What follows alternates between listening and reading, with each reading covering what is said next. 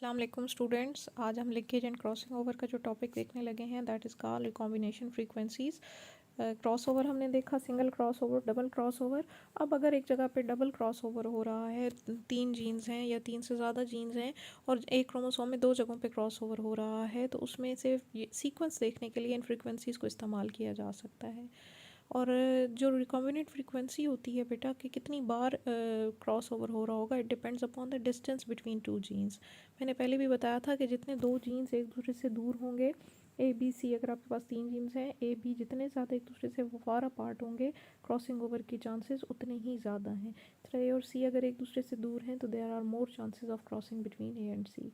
तो recombination frequency distance, अगर आपको फ्रीक्वेंसीज पता है तो आप जीन्स को मैप आउट कर सकते हैं कि क्रोमोसोम पे कोई जीन कहाँ कहाँ मौजूद है, और सीक्वेंस भी मालूम कर सकते हैं अगर आपको फ्रीक्वेंसीज पता हो कि जीन्स की क्रॉस ओवर की फ्रीक्वेंसी, यानी ए और बी के दरमियान फ्रीक्वेंसी क्या है, कितनी बार हो रहा है, बी और सी के दरमियान कितनी बार क्रॉस ओवर हो रहा है, और ए और सी के दरमियान कितनी बार हो रहा है। तो ये अगर आपको मालूम है तो you can draw the map of chromosome का मैप बना के इनका डिस्टेंस मेजर करके आप उस पर शो भी कर सकते हो। तो अगर आपके पास फॉर एग्जांपल तीन जीन्स हैं, A B and C, suppose एक क्रोमोसोम के ऊपर, तो आपके पास थ्री पॉसिबल कॉम्बिनेशन हो सकते हैं कि या तो ये जीन का सीक्वेंस ए बी सी है, या ये ए सी बी हो सकता है, या ये सीक्वेंस बी ए सी हो सकता है। ठीक है, तो ये इस सीक्वेंस में ये जीन्स इसके ऊपर मौजूद हो सकते हैं। ठीक है, अब अगर इसमें से अगर हम देखें कि इसको कैलकुलेट कैसे करेंगे, कौन सा ऑर्डर इनमें से ठीक है, ठीक, तो वो फाइंड आउट करने के लिए आपको इनकी पहले फ्रीक्वेंसीज देखना पड़ेंगी। उसके लिए हम क्या करेंगे कि हम एक टेस्ट क्रॉस करेंगे। टेस्ट क्रॉस में बेटा होमोजाइगस रिसेसिव हमेशा क्रॉस किया जाता है हेट्रोजाइगस के साथ, या होमोजाइगस के साथ। टेस्ट क्रॉस उसी को कहते हैं जिसमें आप हमेशा एक पेरेंट होमोजाइगस रिसेसिव लेते हो। अब हमने ये चेक करना है कि ए बी सी का सीक्वेंस क्या है, ए के बाद बी आ रहा है, या ए के बाद सी आ रहा है, या बी स्टार्ट में आ रहा है, या सी स्टार्ट में आ रहा है। तो ये सीक्वेंस चेक करने के लिए हम एक क्रॉस बनाएंगे। ट्राई हाइब्रिड क्रॉस है, यानी तीन जीन्स का हम क्रॉस देखने लगे हैं। या आपके पास एक इंडिविजुअल है, हेट्रोजाइगस है, जिसका एक क्रोमोसोम पे capital T A B C है और दूसरे होमोलोगस पार्टनर के ऊपर स्मॉल ए बी सी है। ये एक हेट्रोजाइगस पेरेंट है। इसका क्रॉस हम होमोजाइगस रिसेसिव के साथ कर रहे हैं। इसके साथ इसके दोनों जीन्स एक जैसे हैं, क्रोमोसोम्स ए बी सी और ए बी सी। ये जो इंडिविजुअल था ये ऑब्टेन हुआ था हमें दो होमोजाइगस पेरेंट्स के दरमियान क्रॉस करने से। ये F1 था, F1 का हम क्रॉस कर रहे हैं होमोजाइगस रिसेसिव के साथ। तो आपके पास जो प्रोजेनी आएगी उससे हम जीन्स का ऑर्डर मालूम कर सकते हैं। यहाँ पे देखो बेटा, आपने इसको इस तरह से शो करना है। ये आपके पास एक हेट्रोजाइगस पेरेंट है, capital A B C, capital A B C. इनसे आपने, यानी ये स्टार्ट से हमने स्टार्ट किया, ये होमोजाइगस पेरेंट्स थे, क्रॉस किया, ये आपके पास हेट्रोजाइगस पेरेंट आ गया ए बी सी और स्मॉल ए बी सी के साथ। इन दो के क्रॉस के नतीजे में इसका हमने करना है टेस्ट क्रॉस। टेस्ट क्रॉस में बेटा होमोजाइगस रिसेसिव लिया। अब इसमें भले क्रॉसिंग ओवर होती रहे, हर तरफ एक जैसे जीन्स हैं, ये वाला बी इधर आ जाए, ये वाला ई सी इधर आ जाए, तो यहाँ पे कोई चेंज फ़र्क नहीं पड़ेगा, क्रॉसिंग ओवर होगी इसमें भी। लेकिन चूंकि जीन्स एक जैसे हैं तो ये शो नहीं होते कि क्रॉसिंग ओवर हो रही है या नहीं हो रही। तो आप इसकी जीन्स को सिर्फ एक दफ़ा ही शो करेंगे। ये हमने यहाँ पे इसके गैमीट को लिख लिया है। जबकि दूसरी तरफ आपके पास दो तरह के गैमीट हैं, या तो कैपिटल ए बी सी आएगा या स्मॉल ए बी सी आएगा। तो हम मुख्तलिफ कंडीशन देखेंगे। पहले हम देखेंगे अगर क्रॉसिंग ओवर नहीं होती, फिर दूसरी हम कंडीशन देखेंगे if crossing over occur between A and B, तीसरी कंडीशन देखेंगे if crossing over occur between B and C, और थर्ड देखेंगे कि डबल क्रॉस ओवर के ए और बी के दरमियान भी क्रॉस ओवर हो रहा है और ए और सी के दरमियान भी हो रहा है। तो फिर क्या क्या इंडिविजुअल्स आ सकते हैं। तो सबसे पहले देखते हैं क्रॉस ओवर नहीं हो रहा, तो इसके जो गैमीट्स बनेंगे वो कैपिटल ए बी सी है, ठीक है, और दूसरा स्मॉल ए बी सी है। ये आ गया इसका, ये दो इसके गैमीट्स बन गए अगर क्रॉसिंग ओवर नहीं होती। अब इसका क्रॉस करें कैपिटल ए बी सी को, ये वाला जो दूसरा इंडिविजुअल था इसके इस गैमीट के साथ स्मॉल ए बी सी, तो आपके पास ये पहला इंडिविजुअल आ गया। नॉन क्रॉस ओवर का नतीजा कैपिटल ए बी सी और स्मॉल ए बी सी, ठीक है। फिर दूसरा इसका जो अलग हुआ था क्रोमोसोम वो स्मॉल ए बी सी था, इसका क्रॉस किया ये इस स्मॉल ए बी सी के साथ, तो ये आपके पास होमोजाइगस रिसेसिव फिनोटाइप आ जाएगी। सेकंड केस आप यहाँ पे देखेंगे, सिंगल क्रॉस ओवर हो रहा है ए और बी के दरमियान। इसमें जब इसके गैमीट्स बनेंगे तो दो तरह के गैमीट्स बने, एक बन गया capital A small B small C, और दूसरा गैमीट बनेगा small A capital B capital C. ये आपको दो गैमीट्स नजर आ रहे हैं। इस वाले गैमीट का क्रॉस करेंगे इस होमोजाइगस पेरेंट के गैमीट के साथ तो आपके पास ये फिनोटाइप आएगी, और इसका क्रॉस करेंगे इसके साथ तो ये वाली फिनोटाइप आएगी। थर्ड कंडीशन में आ जाए, यहाँ बी और सी के दरमियान क्रॉस ओवर हो रहा है, ए बी और स्मॉल सी, स्मॉल ए स्मॉल बी और capital C.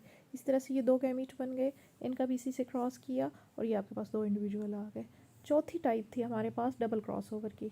Double cross over में देखो capital A small B capital C, फिर वापस आ जाना है। इसी तरह से small A capital B small C, ये दो गैमीट बन गए, इनका भी इंडिविजुअली इसके साथ क्रॉस करें तो ये आपके पास फिनोटाइप्स आ गई और प्लस जीनोटाइप। तो 1 2 3 4 5 6 7 8 टाइप के आपके पास ये इंडिविजुअल्स आ गए हैं जनरेशन के अंदर, F2 जनरेशन के अंदर। इनकी अब हमने फ्रीक्वेंसीज देखनी है, इनको हम डिफरेंट नाम दे लेते हैं। फॉर एग्ज़ाम्पल पहले आप देखें कि जिनमें क्रॉसिंग ओवर नहीं हुई, दो इंडिविजुअल्स थे आपके पास, ये वाले ये वाला और ये वाला, इनको हमने नाम दे दिया ए और बी का। ठीक है, पहला कॉम्बिनेशन था कैपिटल ए बी सी और ये दूसरा जो होमोजाइगस गैमीट था ए बी सी, यानी ये पहला इंडिविजुअल आपके पास, इसकी फिनोटाइप कैपिटल ए और कैपिटल बी सी है, और यहाँ आप इसको कोई भी डिजिट लिख सकते हो। हम यहाँ पे अल्फ़ाबेट्स यूज़ कर रहे हैं, आप यहाँ पे जो आपको होम टास्क दिया जाएगा आपने यही एग्जांपल करनी है, लेकिन यहाँ पे आपने कुछ वैल्यूज़ लिख लेनी है। फॉर एग्ज़ाम्पल इसको 10 लिख लें। फिर इसी तरह स्मॉल ए बी सी दूसरी नॉन क्रॉस ओवर ये वाला इंडिविजुअल था, सेकंड वाला। इसको देखें तो ये इसको हमने बी से शो कर दिया, आप इधर कोई भी और वैल्यू लिख लें, 15 लिख लें, 8 लिख लें, 7 लिख लें, ठीक है, तो वैल्यू लिख लेनी है। यहाँ पे होती भी वैल्यू है, ये आपको समझाने के लिए सिर्फ अल्फ़ाबेट्स हैं कि आपने सब की फ्रीक्वेंसी देख लेनी है कि कितने कितने, यानी प्लांट्स हैं, अगर कलर है फॉर एग्जांपल तो जो जो कलर आपको ऑब्टेन होंगे आप उस हिसाब से लिखते चले जाएंगे। फिर अगर ए और बी के दरमियान क्रॉसिंग ओवर होती है तो आपको ये दो फिनोटाइप्स मिली थी, इनको हमने सी और डी का नाम ले लिया। फिर इसी तरह से बी और सी के दरमियान जहाँ क्रॉस ओवर हो रही है जो फिनोटाइप्स मिली उनको हमने अगले नाम दे दिए, और इस तरह से सारे हमने ये लिख लिए। और यहाँ पे जो चूँकि नंबर होंगे, यहाँ 10 हैं, यहाँ 20 हैं, 15 4 8 जो भी वैल्यूज़ लिखी होंगी उनको टोटल करके यहाँ पे लिख लें। ठीक है, तो ये आपने एक चार्ट तैयार कर लिया। अब इस चार्ट से हम डिस्टेंस को मैप आउट भी कर सकते हैं। अब यहाँ पे कुछ एक और टर्मिनोलॉजी यूज़ होगी। फॉर एग्जांपल ए और बी के दरमियान जो जितने क्रॉस ओवर हैं उनको हम एक्स का नाम दे दें। ठीक है, क्या नाम दें? एक्स का। जहाँ जहाँ ए और बी एक दूसरे से अलग हो गए, कैपिटल ए बी जहाँ जहाँ इकट्ठा नहीं आ रहा वो सारी वैल्यूज़ हम अलग कर लेंगे और उन सब को जमा करेंगे तो वो एक्स कहलाएंगी। इसी तरह से जहाँ जहाँ कैपिटल बी और सी के दरमियान क्रॉसिंग ओवर हो गई, यानी कैपिटल बी और कैपिटल सी आपको इकट्ठा नहीं मिल रहा, तो उसको हमने वाई का नाम दे दिया, वो सारे इनमें से अलग कर लेंगे। और थर्ड है डबल क्रॉस ओवर, कि आप ए और बी और सी के दरमियान जो क्रॉस ओवर, या ए और सी के दरमियान जो क्रॉस ओवर एक्चुअली हो रही है कि और ए और सी जहाँ पे अलग हो रहे हैं उनको, ए और बी जहाँ अलग हो रहे हैं उसको एक्स, बी और सी जहाँ अलग हो रहे हैं उसको वाई, और ए और सी जहाँ अलग हो गए, कैपिटल ए और कैपिटल सी इकट्ठे नहीं आ रहे, उसको अगर हम जी का नाम दे लें तो हम लीनियर ऑर्डर मालूम कर सकते हैं। कैसे? नेक्स्ट में आपको नज़र आएगा। यहाँ पे देखें कि पहले हम देखते हैं ए और बी के दरमियान हमने क्या कहा था, जहाँ ए और बी एक दूसरे से अलग हो गए, इसको हमने किसका नाम दे दिया? एक्स का। अब पिछले केसेस में देख लेते हैं, ये फॉर्मूला है, ठीक है, उन सबको देख लेते हैं केसेस को, जहाँ जहाँ ये ए और बी अलग हो गए थे उसको जमा करेंगे और टोटल नंबर ऑफ इंडिविजुअल्स पे डिवाइड करेंगे, 100 से मल्टीप्लाई करेंगे तो you can get the value of x, x की वैल्यू आ जाएगी। यहाँ पे देखो बेटा, यहाँ ए और बी इकट्ठे हैं, ये नहीं आएगा। यहाँ कैपिटल ए बी सी अलग हो गए हैं, ठीक है, कैपिटल ए के साथ कैपिटल बी नहीं आ रहा, तो एक तो हम ये सी वाला लिख लेंगे। फिर यहाँ पे भी देखो कैपिटल बी है साथ कैपिटल ए नहीं है, तो ये भी लिख लेंगे, सी और डी दोनों आ जाएंगी। यहाँ पे इकट्ठे आ रहे हैं, ये नहीं लेंगे, यहाँ तो है ही नहीं। यहाँ पे कैपिटल ए के साथ फिर कैपिटल बी नहीं है तो ये भी काउंट कर लेंगे जी, और यहाँ कैपिटल बी है कैपिटल ए नहीं है तो ये भी काउंट कर लेंगे। तो आपके पास सी डी जी और एच ये वैल्यूज़ आ गई। सी डी जी और एच, इनको टोटल नंबर पे डिवाइड करेंगे और 100 से मल्टीप्लाई करेंगे, you can get the value of x. इसलिए मैंने कहा था यहाँ कोई भी आप इनके आगे फ़र्जी वैल्यू लिख लीजिएगा, 10 15 20 25 जो आपका दिल करता है इनके आगे वैल्यूज़ लिखें, टोटल कर लें। फिर जब आप इधर से कैलकुलेट करेंगे और बी यानी सी और डी उठाएंगे और जी और एच उठाएंगे तो यहाँ कोई ना कोई वैल्यूज़ होंगी, उनको प्लस कर लेंगे तो आपके पास यहाँ कोई ना कोई एक अमाउंट आ जाएगी। ठीक है, इसी तरह से वाई देख लेते हैं, जहाँ बी कैपिटल और सी कैपिटल एक दूसरे से अलग हो गए, किस में? इसमें तो मौजूद है, ये तो है ही नहीं, इसमें बी सी थे ही नहीं। इसमें देखो स्मॉल बी स्मॉल सी, ये भी नहीं आएगा। यहाँ दोनों बी सी इकट्ठे हैं, ये भी नहीं आएगा। यहाँ देखो बी मौजूद है कैपिटल, लेकिन कैपिटल सी नहीं है, तो एक ये काउंट करेंगे ई वाला। यहाँ सी मौजूद है, कैपिटल बी नहीं है, ये भी काउंट करेंगे एफ वाला। यहाँ भी सी मौजूद है, कैपिटल बी नहीं है, जी भी काउंट करेंगे, और एच भी। तो आपके पास आ जाएगा F E F G H. ये 4 वैल्यूज़ आपके पास वाई के आगे आ जाएंगी, और इसको टोटल पे डिवाइड करेंगे, 100 से मल्टीप्लाई करेंगे, you can get the value of Y. Third आ जाओ ए और सी। कहाँ कहाँ कैपिटल ए और कैपिटल सी अलग हो गए? यहाँ इकट्ठे हैं, इसमें है ही नहीं। यहाँ अलग हो गए बेटा, ये देखो कैपिटल ए मौजूद है लेकिन कैपिटल सी नहीं है, तो एक सी वाला करेंगे। यहाँ कैपिटल सी है, ए नहीं है, ये दोनों काउंट होंगे। ए कैपिटल मौजूद है, कैपिटल सी नहीं, ये भी काउंट होगा, ये भी काउंट होगा। यहाँ कैपिटल सी है, स्मॉल कैपिटल ए नहीं है, तो आपके पास कौन कौन से आ गए? सी डी ई एफ, और इसमें तो दोनों इकट्ठे हैं और इसमें तो है ही नहीं, तो आपके पास ये 4 आ जाएंगे, सी डी ई एफ। इनको प्लस करेंगे और टोटल पे डिवाइड करेंगे, you can get the value of C. अब बेटा जिसकी जवाब बड़ा आएगा, अगर जी की वैल्यू ज़्यादा आती है तो इसका मतलब है ए सी के दरमियान डिस्टेंस सबसे ज़्यादा है। अगर y की वैल्यू ज़्यादा आती है तो इसका मतलब है बी सी के दरमियान डिस्टेंस ज़्यादा है, और अगर x की वैल्यू ज़्यादा है तो इट मीन्स ए बी की वैल्यू का डिस्टेंस सबसे ज़्यादा है। ठीक है, तो इस तरीके से हम डिस्टेंस कैलकुलेट करके क्रोमोसोम के ऊपर मैपिंग कर सकते हैं। ठीक है, ये लिखा हुआ है कि अगर जी आपके पास आ रहा है एक्स और वाई को जमा करने से, तो ऑर्डर आपके पास ए बी सी आएगा।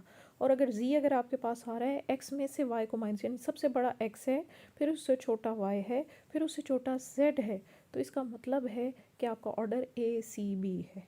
ठीक है, और अगर आपके पास जी की वैल्यू वाई में से एक्स माइनस करने से आ रहा है, तो इसका मतलब है वाई की वैल्यू ज़्यादा है, बी जीन सबसे बड़ा है, फासला फिर बी के बाद ए और ए के बाद, तो ये सीक्वेंस आपके पास इस तरीके से कैलकुलेट हो सकता है।